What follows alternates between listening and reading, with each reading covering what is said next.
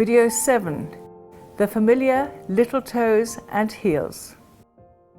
We need to let go of the past. Describing the right little toes reveals how the individual felt within the family and society in the past, while portraying the left little toes provides insight into their perceived current status. For instance, a delegate of mine once pronounced her little toes as chipolatas, relatively short and fat sausages. There was a huge shift of energy when she realized that the issue was with her little sister, a chip off the old block, born later, chip-o-lata. And one of the systems of the body that helps us to do this is the excretory system. The part of the excretory system related to the little toe and the heels is the bladder, situated here in the body and on the sides of the feet.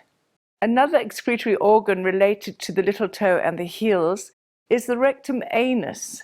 This is to get rid of all the rough ideas that have not worked out for us. It eliminates those things that are no longer of value and waste our time and energy. If we did not do this, our body would become very, very weak. I spoke briefly about urine before. Urine is your inner essence. So urine helps us to release all those thoughts and emotions that are past their sell-by dates, all the negative thoughts, and gout, of course, is very common on the big toe. Listen to the word, get out. And gout often affects people with very rigid ideas, very principled, like to be in control, and that's where the rigidity comes from. Also, it swells, and remember I said swelling is when people need more space. Very painful. Other things that affect the urine are such things like cystitis, particularly with women. This is when a person is very angry and frustrated about other people, excuse the expression, but pissing her off. So when there's difficulty in letting go, what is getting in the way? Is it the beliefs, the rigidity of those thoughts? Maybe not able to voice our opinions. Could be the type of job we are doing and the habit we have come into. It could be limiting ourselves. Some people find it very difficult to let go of people in their past, particularly their exes. The thing is, divorce is not good, it's not bad. When we remember that we married someone because we loved them and even had children with them, divorce does not suddenly make them a bad person. Maybe their behavior is not so good, but it's not the person. When we see the ex in a new light and thank them for what they have done in our past and given us, then we can move on. The same old routine where there's no progress, no evolvement, tends to block the way of letting go. And believe it or not, the fear of money. You say people can't possibly fear money because that's something everybody wants. It's become the latest thing to be worshipped on this planet. But the interesting thing, there are many people who fear getting money and keeping it. It's all linked to self-worth. When a person believes in the lack of something and keep telling themselves they don't have enough of something, the body believes them. And so their whole life revolves around that lack. If, on the other hand, we say we have plenty for our every need and more, then it's amazing how the abundance is attracted to us. Other things that get in the way, and you may hear yourself saying, I cannot stand a person, a thing. What is it that you cannot stand? Why do we use that expression, I cannot stand something? It often comes from stagnant standards. Then there's the fear of heights, and this is possibly when a person is frightened of how high they can actually rise. In other words, they're frightened to go there. They know they've got greater potential, but they're terrified of actually getting to that point. On the other level is the fear of creepy crawlies. What was going on at ground level when that person was growing up? We have spoken about the fear of travel, but we do need to be willing to transform, even with or without travel. These days, with the internet, we can travel all around the world. We can increase our knowledge of other cultures and what is going on in other parts of the world. Not fed by the news, that is often a mistruth, but the more pertinent and interesting facts. That will make you feel more stable and more relaxed. When we've got the past out of the way, we can now start focusing on producing some new concepts. But that takes both the male energy and the female energy. The male sexual organs are mainly on the inside of both feet, as are the female sexual organs. Nearby both of these, of course, is the bladder reflex. It's even possible to see when a woman is pregnant. You can first see it on the inside of the foot within 6 to 8 weeks of the pregnancy. And then as the baby grows, it will start showing up on the instep. You'll also see when the head engages just before birth. It's absolutely beautiful to witness. Babies and children absolutely love reflexology and Rei-flexology. Even if the parents have their feet massaged before falling pregnant and during the pregnancy, it's absolutely wonderful. Everybody's so much calmer, the baby is at ease, and the birth is that much easier, particularly if the mother receives reflexology at the time of birth. Children are also very intuitive when it comes to reflexology, Rei-flexology. I was very privileged to share Rei-flexology with some young children at a nursery school. The only thing was that they all loved having their feet done. So when it came to the practical, everyone lay down, and we had to entice some to get up and actually do the treatment. What was really beautiful was when their parents came on the open day and the children did their feet. The bonding was amazing. So we talk about the human race, and remember there are two sides to every story, his and hers. Children reflect their maternal issues. Why the mother, I wonder, and not the father? Well, actually the father has an influence as well, because particularly the relationship between the mother and the father is going to determine the behavior of the mother. And if she makes issues out of certain things, these are then picked up by the child. So when it comes to giving children reflexology or Rei-flexology, I invariably give it to the mother first to relax her and calm her down. And it's amazing the moment the mother is calm, how much better the child is. It is also very effective to do both parents when a child is bedwetting. Bedwetting comes from deep insecurity within the family, particularly if the father has lost a job, is out of work, and bedwetting will then start increasing. If the whole family are massaged, the results are phenomenal, and I have witnessed this. I gave a 13-year-old boy treatments. He'd been bedwetting his whole life. And when we found out the story and the mother and the father understood the story and they all had reflexology, the difference was magnificent. To reproduce new concepts is very hectic. Unfortunately today most people refer to lovemaking as sex. There is a complete difference between sex and lovemaking. You can have sex with anybody. You can only make love with the person you love. The energy is totally different. So when it comes to reproduction, both male and female are obviously very different. It's the romance between the male and female that affects the male and female reproductive organs. Both should feel important. Both are very creative souls. And the more fertile their imaginations, the more fertile their reproductive systems. Their ideas, what sort of ideas are they entertaining? And so on. When it comes to men, it's their thoughtfulness, their sensitivity, their connectedness to the woman, their openness, their ability to share their feelings, to act and perform like a man, to contribute to personal affairs, and also know how to stand up for themselves and rise to the occasion.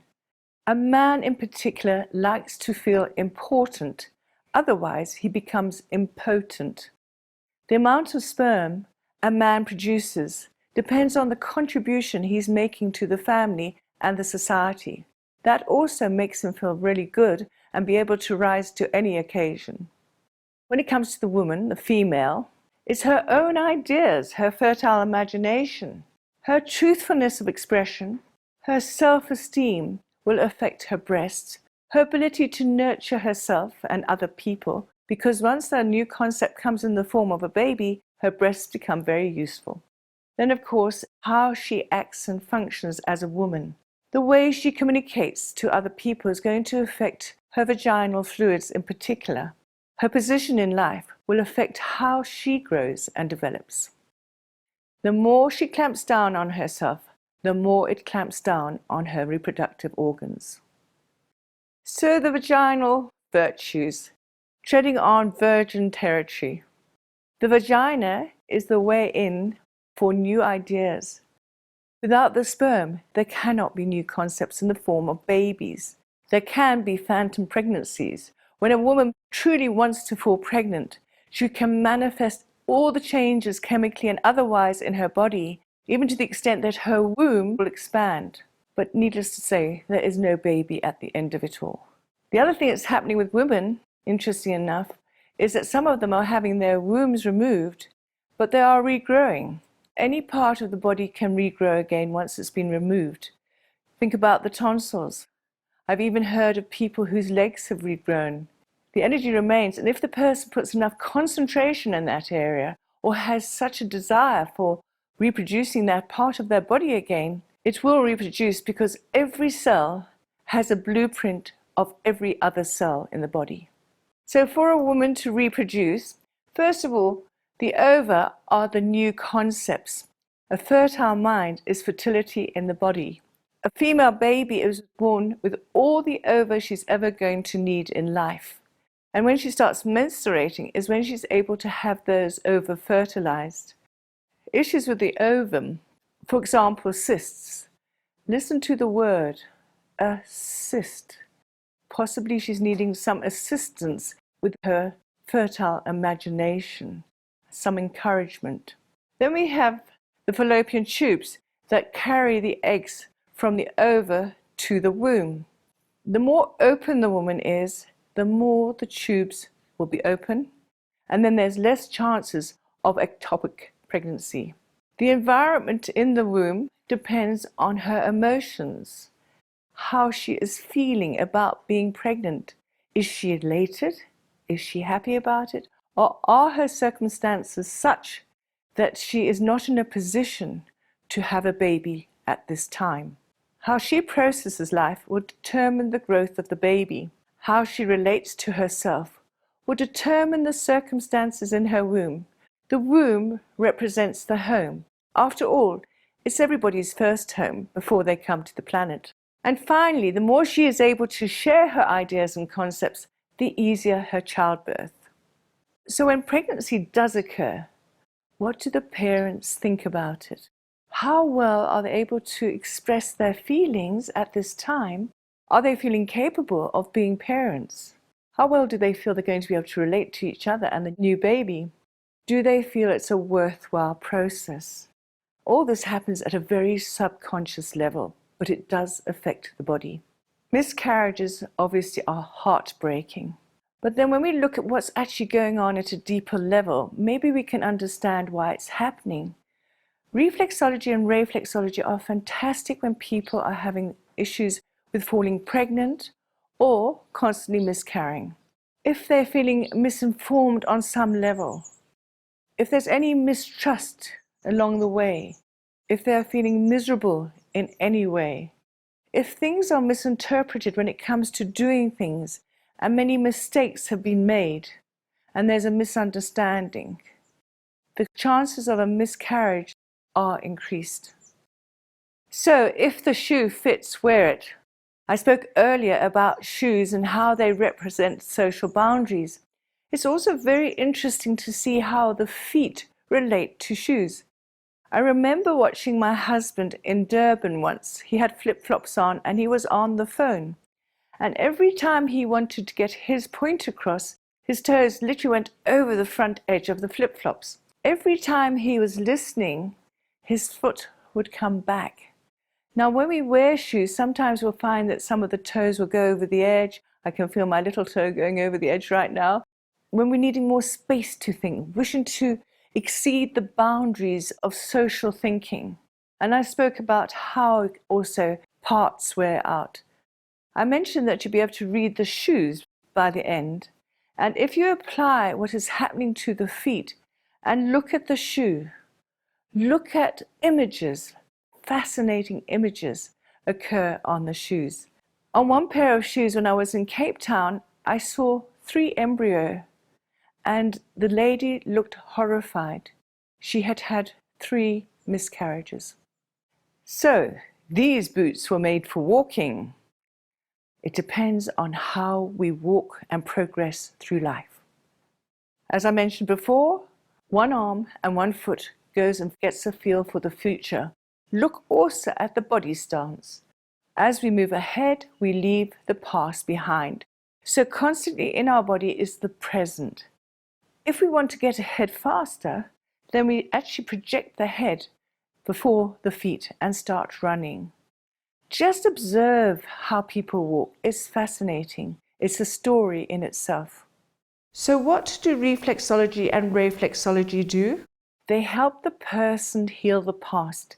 This is the biggest obstacle in our lives. We tend to drag it around with us, particularly behind our backs. And that is one of the reasons why there are so many back issues. It also helps us understand what is really going on at a deeper level. What is the story? Reflexology and Rei-flexology also make us aware of our inner substance. If you recall, our inner substance comes from doing, what we are doing in life. It builds the bones, it strengthens the muscles. So make sure you're doing your heart's desire. And the inner resources are always there. It's important to remember to live in the present. It is the only time that there is. It's the only time that we can fully focus on what's going on in life. And remember, where our mind is focused, our eyes are focused. If they're always focused on the past, then we become short-sighted. If we're always looking ahead, long-sighted. If we are expressing our true selves, we will be in the present. When we are authentic, we can get on and do what we really came to do. And we will find heaven on earth. And it's only in the present that we experience being fully alive. Reflexology and Rei-flexology help balance out all the chakras. So when there are new beginnings, not just in babies, but in concepts of what we're going to be doing on this planet, everything is functioning at its greatest vibrancy. Remember to make a world of difference through your own unique talents. And always question whether you're questioning yourself or the person whose feet you are massaging. Remember, the right is the past, the left is the present future. So when it comes to the right toes, the question to ask if you're not sure what a toe is telling you is to say, what were you thinking or not thinking? When it comes to the toe necks, how well were you able to express yourself? The balls of the feet, how did you feel? When it comes to the upper insteps, what on earth were you doing or not doing? Or what were other people doing to you? When it comes to the lower half of the instep, question about the communication and the relationship. And finally, the right heel, what was going on in the family. On the left foot, the questions would be more in the present. What are you thinking now? What would you like to think? How would you like to express yourself? And what about those feelings? And what are you doing with those fabulous ideas? Are you getting them out there and doing something with them? Are you relating to them and communicating them to other people so they can benefit and everyone will feel so much more secure? So reflexology and Rei-flexology are fantastic for helping people to heal themselves. We do not do it as the practitioner or the therapist. And also, when a person is healthy, it helps them open their mind. It provides clarification of how well they can express themselves. It also helps release any noxious emotions. It helps them find inner fulfillment and satisfaction in all that they do. It helps improve communications and therefore their relationships. And there's ongoing progress because the relationship with the family also can improve too. All this is only 2 feet away. The little toes frequently have insignificant or no nails. Bearing in mind that the nails reflect the cranium, The task of the nails on the little toes is the innate desire to guard, or not to be bothered about guarding, personal notions within the family and society. Broken little toes are indicative of wishing to break away from the constraints of family and social beliefs, along with the often old-fashioned ways of thinking. Meanwhile, a ridge of hard skin down the center of the little toe, over the eye reflexes, reveals two ways of seeing things: the family and society's on the outer edges, and one's own on the inner edges. Being so different, it is hard to marry the two. Instead, a line is drawn. If it is just hard skin over the eye reflex, it may be difficult to see other points of view. Moving down to the heels, these often crack from feeling pulled apart and divided as to which path to follow. Look to see which toes the cracks fall under. Should they bleed, then it is indicative of deep sadness. Also observe whether the heel is invading the lower halves of the insteps, as the thought of moving ahead gets in the way of relationships, whereas if the lower halves of the insteps are intruding onto the heels, maybe communications are interfering with the ability to make progress. We have already spoken about the cut just above the heel on the inner edge. The next aspect to be aware of is the heaviness of the heels, indicative of life likely to be heavy going. Note how much the heel, as well as which part, sinks into the cushion or bed. This will indicate where the greatest pressure is coming from. Heels that exceed their boundaries are possibly wishing to break free from family and social restraints if on the outer edges, or intellectually if along the inner surfaces. Meanwhile, there's the spur acting as an anchor, making moving ahead as wished extremely painful or impossible, until making up the mind to no longer remain static, but to follow one's own passion, regardless of what others think or say.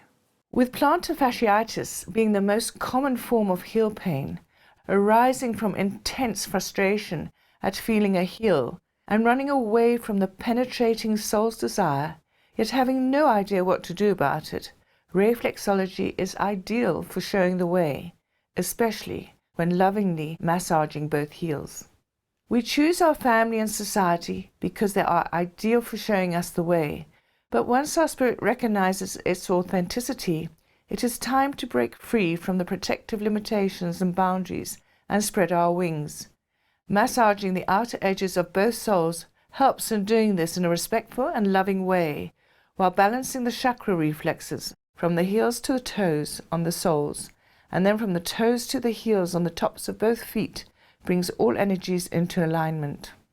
Massaging the limb reflexes along the outer edges of both feet frees the mind from perceived emotional restraints as the arms become liberated and as the legs stand strong and capable of anything coming the soul's way.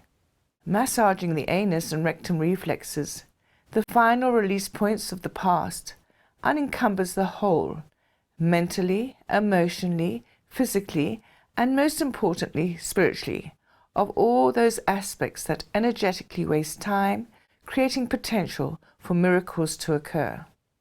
So what does the world need right now? It requires individuals to have more faith in themselves, because when there is faith, there is no fear.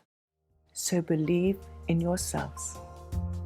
Believe in yourselves and hot-foot it to health. If you'd like to explore this more, please go to my website www.alwaysbewithoutthee.com, where you will find information on the 9 books that I have already written on the subject of reflexology, channeling, and the language of the feet, as well as the emotional and spiritual aspects. Remember, healing and health are only 2 feet away.